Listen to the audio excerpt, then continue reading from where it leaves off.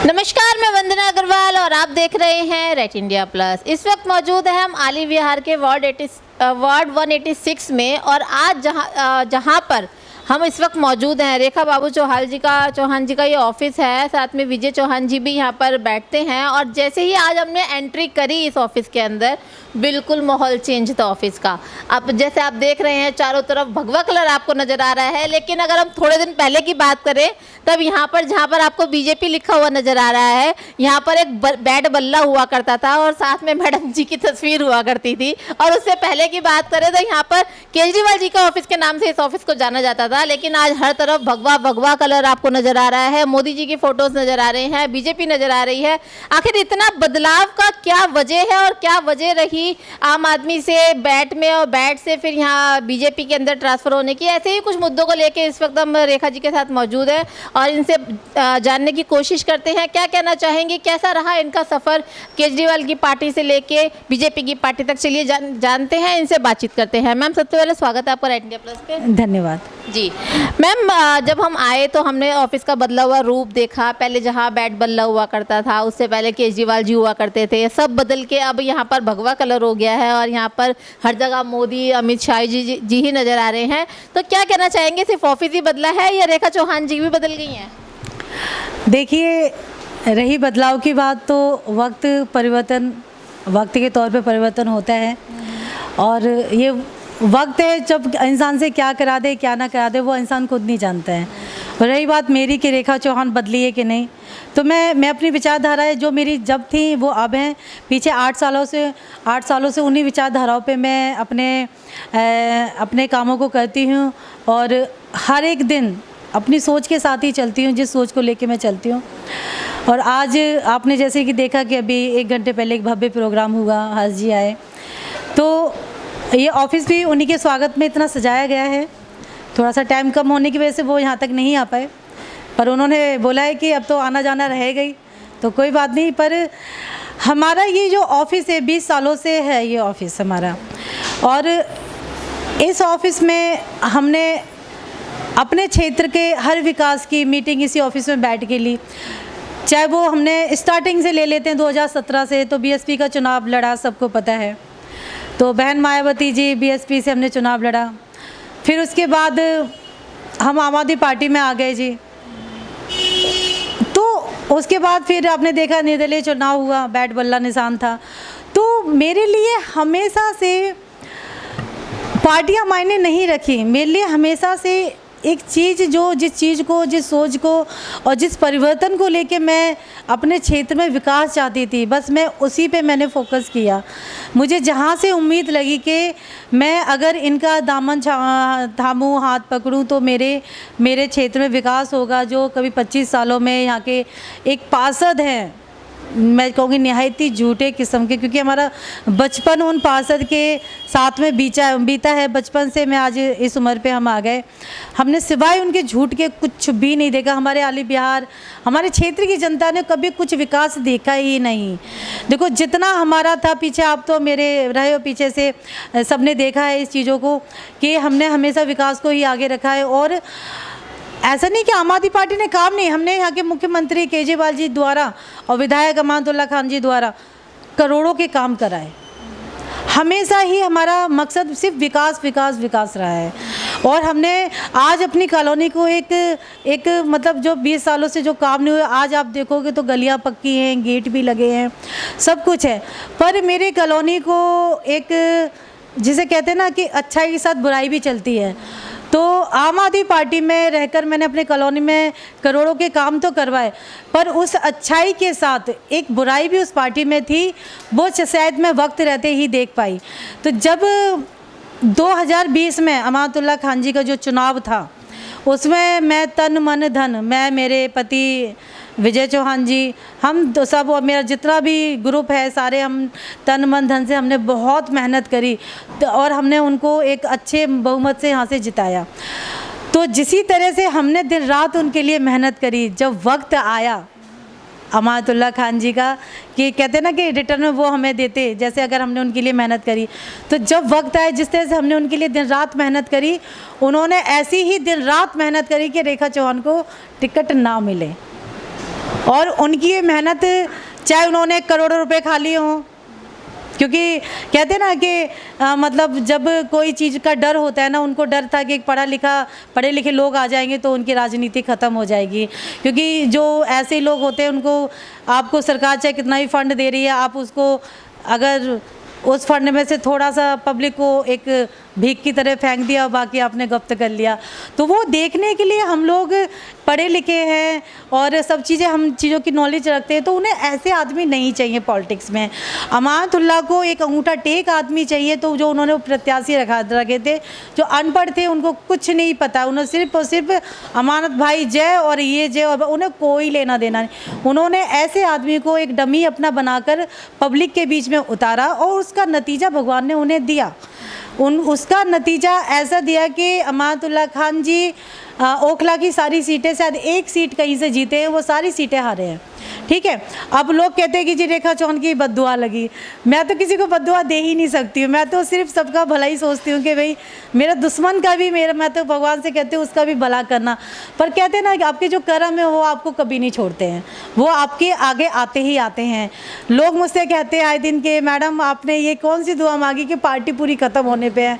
तो मैं कहती हूँ मैंने भाई कोई दुआ नहीं मानी, मैं तो बस अपने बांके बिहारी, अपने श्री राम जी के चरणों में मैंने बस दिन रात यही कहा कि प्रभु मेरी अगर कोई चीज़ क्या होगी कैसे, क्योंकि देखो हमारा कुछ नहीं, हम तो चलो काम कर पाए, पब्लिक के जो काम रुक गए पीछे। देखो 2 साल बाद शायद यहाँ पर कार्यालय पे मैं आपके साथ हूँ, 2 साल बाद बैठ गए थे, यही सोचे थे कैसे क्या, तो श्री राम जी ने ही ये रास्ता दिखाया। और हमारे रामबी जी बिधूड़ी जी हैं, बदरपुर के जो विधायक जी हैं, नेता प्रतिपक्ष हैं, तो उनसे हमारे काफ़ी गहरे संबंध बहुत 20 सालों से हैं।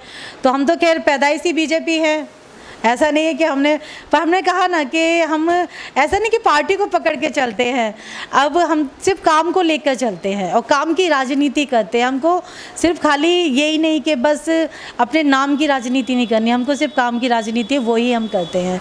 तो आज आप जितना भी देख रहे हो कि आपने एक मुझसे अभी बोला कि रेखा चौहान बदल गई, रेखा चौहान ना बदली है, ना बदलेगी और ना कभी बदली थी।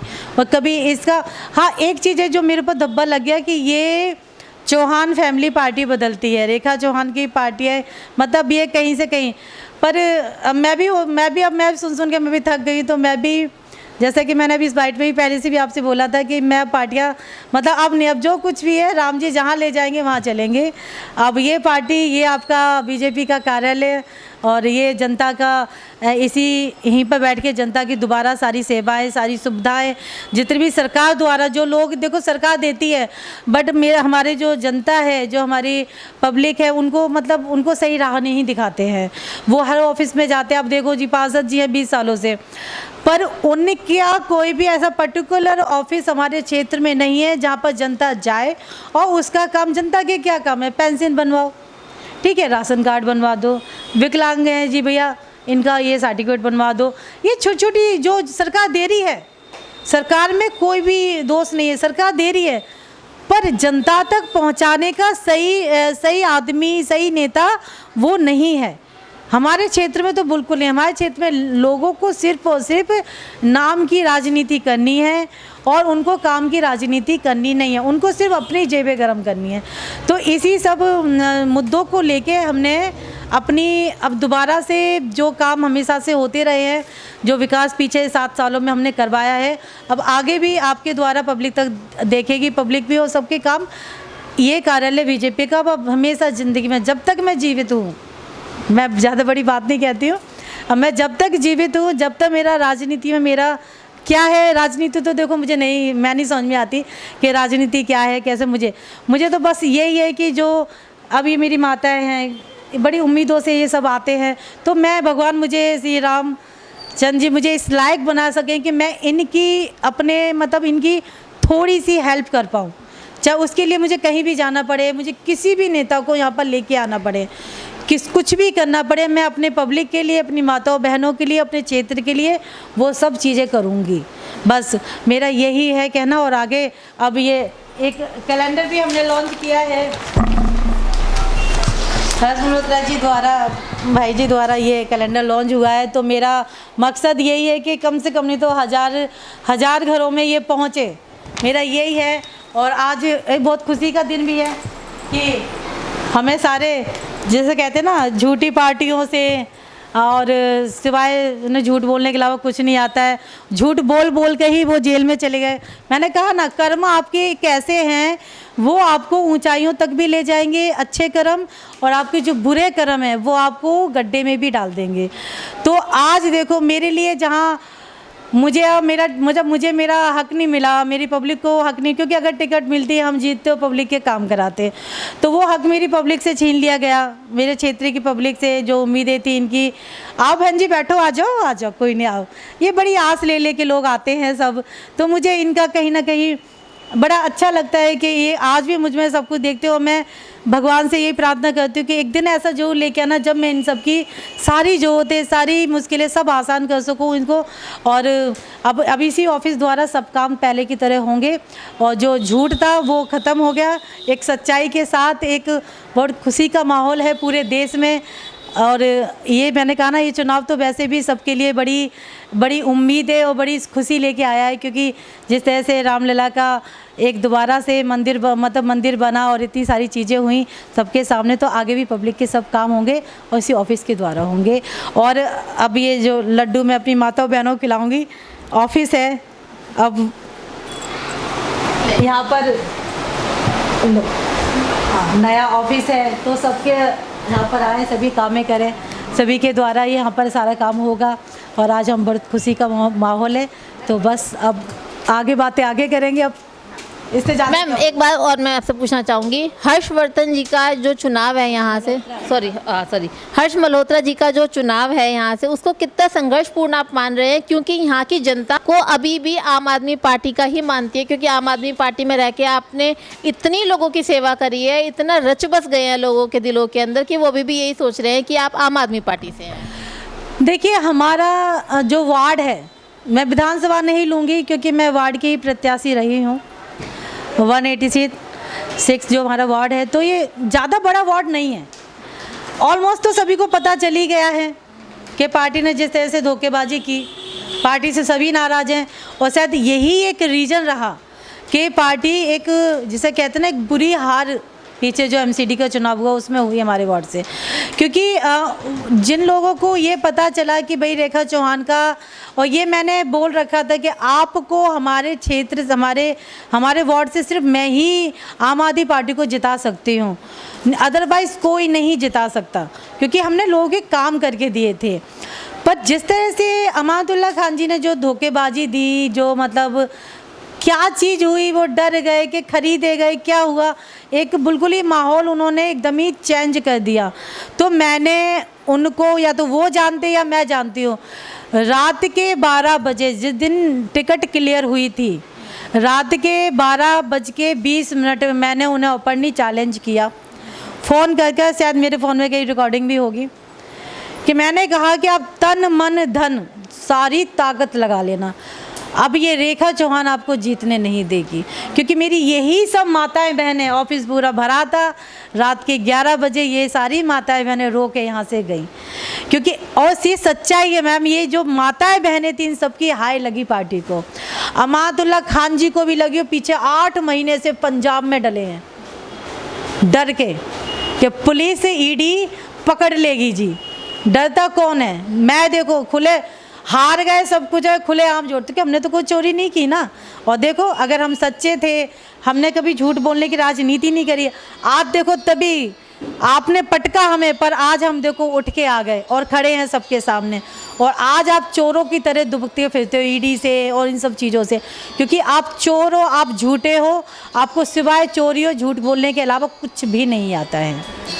इनका अभी एक बेटे का भी वीडियो जाहिर हो रहा था, मैं पीछे देख रही थी, एक पेट्रोल पंप को लेके कुछ था, शायद वो लाइन में लगे थे, लाइन लंबी थी, विधायक के बेटे हैं, जल्दबाजी थी, है ना, तो वो जल्दबाजी की वजह से कि जी हटो हटो हटो, तो मतलब जो कहते हैं ना कि एक पावर, अब ये तो संस्कार के ऊपर है, आपने अपने बच्चों को क्या संस्कार दिए हैं। आप पब्लिक प्लेस पे हो, आप पब्लिक प्लेस पे हो, आप अपने घर के अंदर नहीं हो। पब्लिक प्लेस पे कोई किसी को पावर का यूज़ नहीं कर सकता है। पब्लिक प्लेस सबके लिए है, सबके लिए। अगर आप लाइन में हो, चाहे वो पेट्रोल पंप की लाइन हो, चाहे अदरवाइज़ कहीं की भी लाइन हो, अगर आप लाइन में, तो आप लाइन में ही रह के उस काम को करेंगे। ये नहीं कि मैं विधायक का बैठा हूँ, हटो हटो मुझे पेट्रोल भरवाने दो, और उसके बाद अगर थोड़ा सा कुछ हुआ तो बदतमीजी की गई। वीडियो में शायद साहब ने देखा होगा मेरे ऑलमोस्ट, क्योंकि वो तो जाहिर हुआ था उसमें, तो वो पीछे डिग्गी में से उन्होंने कुछ हथियार निकाले, क्या क्या वटेवर पता नहीं मुझे, क्योंकि मैंने भी हल्का सा देखा था, ज़्यादा ध्यान नहीं दिया। फिर उसके बाद सुना के कंप्लेंट की गई, तो विधायक जी अमानतुल्लाह खान जी पुलिस वालों के पास आके वो अपना गुंडागर्दी जो उनका रहा है ना, गुंडई तो करते और करते क्या है, जो कमज़ोर लोगों को दबाते ही तो हैं, और पढ़े लिखे लोगों से डरते हैं। पढ़े लिखे लोगों से इतना डरते हैं कि आज तक वो मेरे सामने उस दिन के बाद आई नहीं, बिल्कुल भी। मैंने उनसे अपने चुनाव में एक ही चीज़ बोली थी, जो मैंने बताया ना कि रात के 12 बजे फ़ोन किया, मैंने बोला कि आप सारा जोर लगा लेना, मैं आपको जीतने नहीं दूंगी। और मैंने ये चीज़ ही बोली, मैं जानती कि मैं नहीं जीतूंगी। अरे 2 दिन का चुनाव है, कोई कैसे, एक 4 साल आम आदमी पार्टी चिल्लाने वाला आदमी 4 दिन में कैसे जीत सकता है, पॉसिबल नहीं था। बट अगर मैं नहीं खड़ी होती तो मुझे जानती थी मेरे नाम पे, रेखा चौहान के नाम पे लोग आम आदमी पार्टी को वोट डालते, और ये इनका जो जिन्हें अंगूठा टेक पार्षद जो डमी इन्होंने खड़ा किया वो जीत जाता। और वो मैं कभी नहीं, मैंने इनसे बोला था, जिस आदमी को 20 सालों से मानती, वो भी अनपढ़ गवा रही हैं क्योंकि अपने क्षेत्रों विकसित नहीं कर पाए, तो मैं यही कहूँगी दोबारा लोग भले ही उनको वोट दे दें, वो ही जिताए, पर आम आदमी पार्टी के प्रत्याशी डमी को मैं जीतने नहीं दूंगी। और मैंने वो ही किया, मैं खुद हारी और मैं ना जीती ना मैंने इनको जीतने दिया। तो मेरा जिस मकसद से मैंने करोड़ों रुपए फूके, मैंने इन्हें बोला था, मैंने कि ये चुनाव सिर्फ आपको हराने के लिए है, मुझे पता है कि मैं नहीं जीतूंगी, बट जीतोगे आप भी नहीं, क्योंकि जिस तरह से आपने मेरा सब कुछ सत्यानाश और पब्लिक का सब सपने तोड़े हैं ना, तो टूटेंगे आपके भी। तो चीज़ें सबके सामने हैं, और अब पुरानी बातें हैं, उनको हम करके दोहरा के कोई फ़ायदा नहीं है। एक नई रास्ता है, नया सफ़र है, और सब बहुत, एक सच्ची बताऊं, मैं इस पार्टी में मुझे 4 महीने हो गए, ठीक है।